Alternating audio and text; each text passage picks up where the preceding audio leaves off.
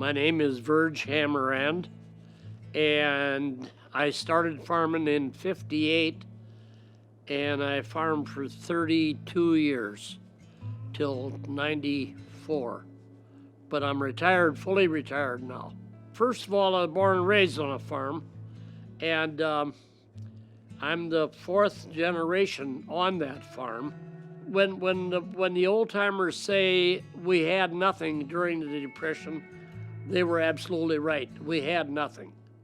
The Depression was a bad situation that nobody could help for, but they had to live through it, and we had good food because we lived on the farm, and we always had our own meat and our own milk and our own eggs, and we had plenty to eat. But other than that, as far as money or nice things, we had nothing. And I got my education 4 years in Knowleville and 4 years in Riverside when Knowleville closed. And then I went ninth grade to Sherrill, and then I went to senior high.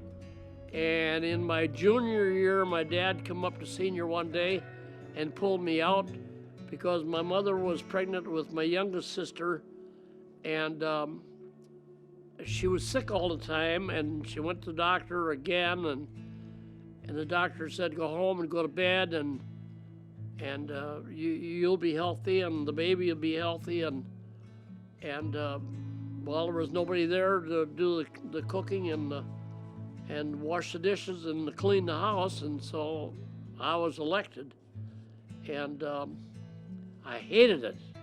I just, I was probably born to be a good cook, and I am a good cook, I think.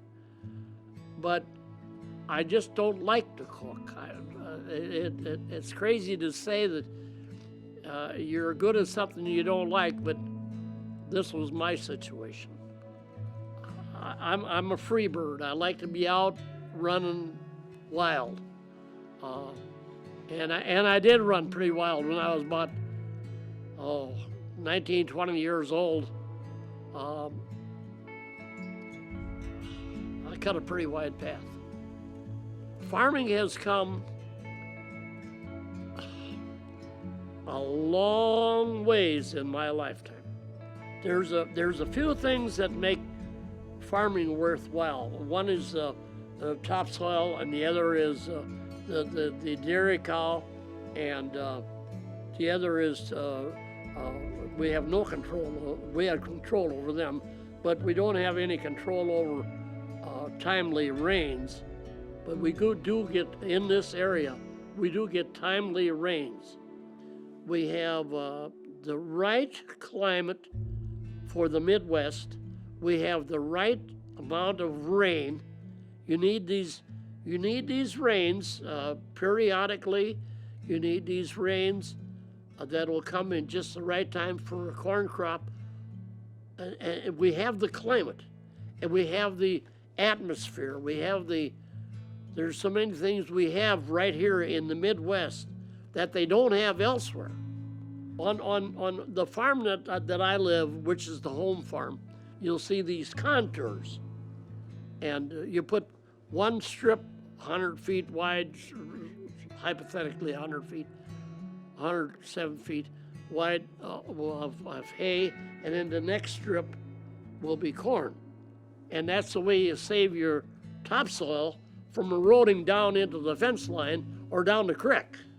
You can't have that. We got to save our ground for future generations. There's people, men, women, and children have got to make a living off of that same ground in 100 years from now. And so we can't go to work and let the topsoil, the good brown, dark brown, black topsoil wash down into the fence lines and down the creek and into the river.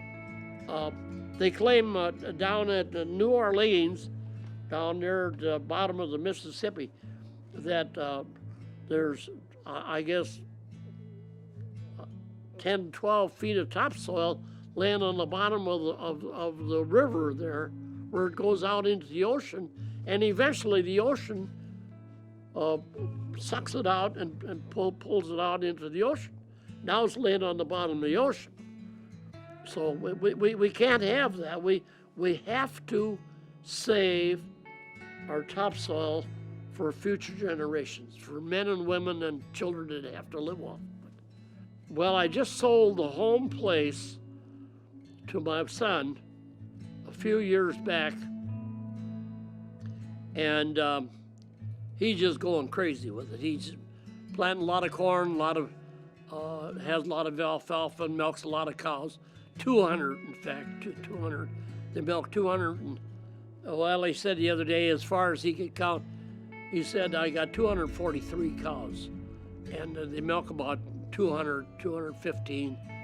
And the dairy cow does more for society than all other animals put together.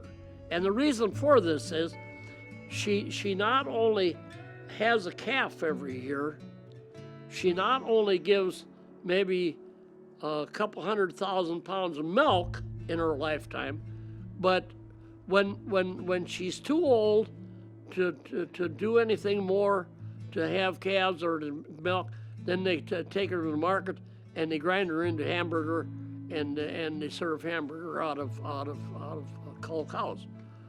And people say, "Oh, we don't eat the cull cows." The hell we don't. We eat, and when we go to a drive-in and order a hamburger, we're eating cull cows. Just as sure as shooting. The dairy cow is extraordinary in what she's done for humanity. Time, the old clock will change everything. We won't live. People in 100 years from now will not live like we live.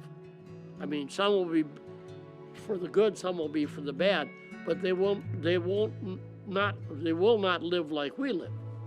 There are going to be changes in cars. There's going to be changes in houses. There's going to be changes because the clock is going to change it. But farmers are special people. They learn how to get along together. They learn how to party together. They learn how to drink together. They learn how to take care of each other's kids. Farming is a wonderful, wonderful way of life. It's just it's fresh air and exercise, and you have a choice of doing today what maybe you didn't want to do yesterday. You have your choice of what you want to do.